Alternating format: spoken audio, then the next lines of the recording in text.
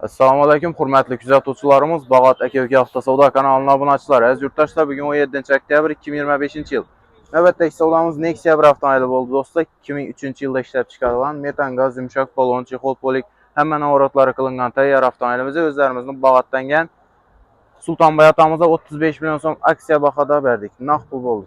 Ata razı mısınız? Lazım olmaz. Dilək istəkləriniz olsa. Sağ salamat olunlar, hem işinize bərəkət, hem beni təbəklə oturub nəsibət edin. Rəhmət getdi. Yaxşı diləklər üçün İbrahim toylada yaxşı günlərdə edək nəsib olsun.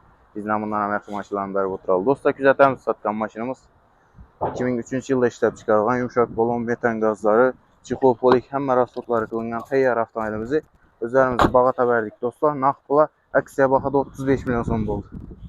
Gəl arasında dostlar, şimdi orijinal adam maşınlarımız köp. BMW kesəyizdə boladı sizlərdən şimdi satılan maşınlarımız olsa. Zor bahalada gəlişsək, özlərimiz alamız, gəlişməsək satıb bəriş variantları var. Gəl arasında kütəmiz. Kilometr